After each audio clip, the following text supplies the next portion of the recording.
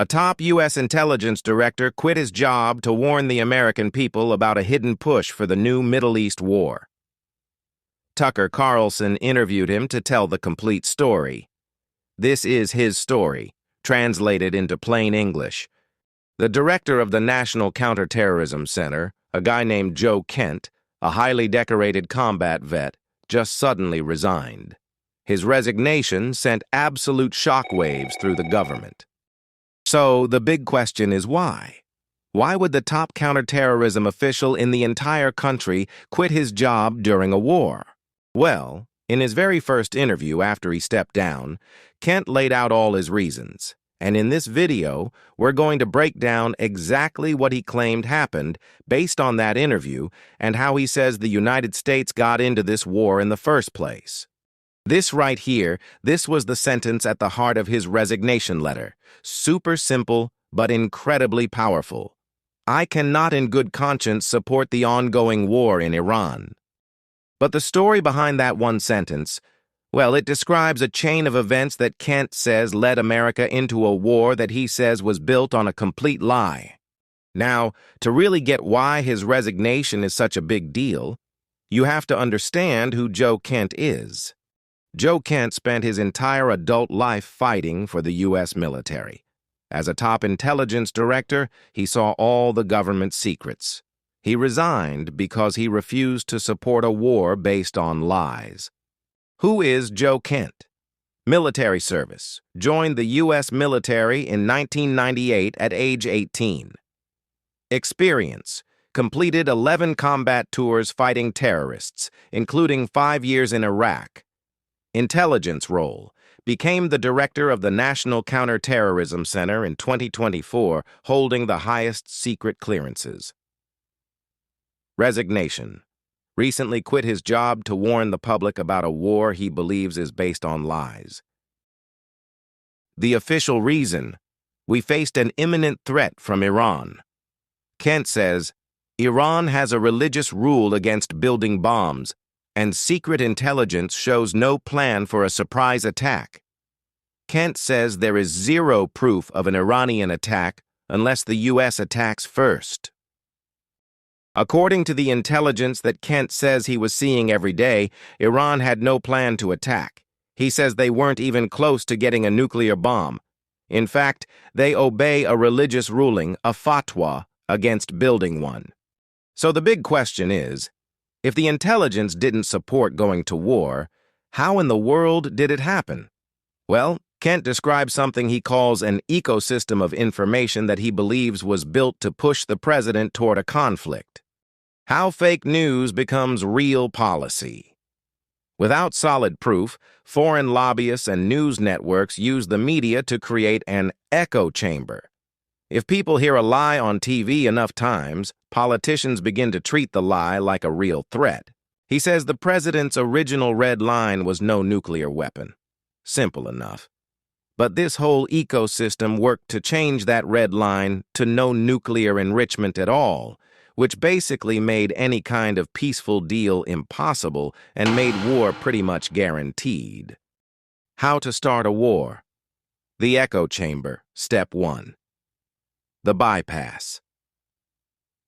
Israeli officials skip normal U.S. intelligence and go directly to U.S. politicians with unverified claims. Then the information is presented directly to the president as fact. Step 2. The megaphone. Think tanks like TV News repeat these unverified claims to the public. Step 3. The blockade. Real US intelligence workers, like Joe Kent, are blocked by gatekeepers from telling Trump the truth. Step 4. The action. The president is surrounded by fake panic and pressured to launch a war. So Joe Kent explains that talking points from Israel were basically laundered through friendly media and think tanks in D.C. Then they were presented to the president as if they were solid facts, while any other opinions from inside U.S. intelligence were pushed aside.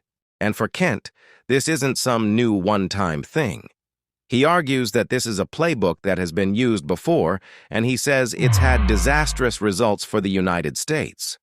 He makes a direct and pretty explosive connection right there in his resignation letter. He says that this was a lie and is the same tactic the Israelis used to draw us into the disastrous Iraq War in 2003. He believes the Iraq War, which, completely destabilized the region, led straight to the war in Syria.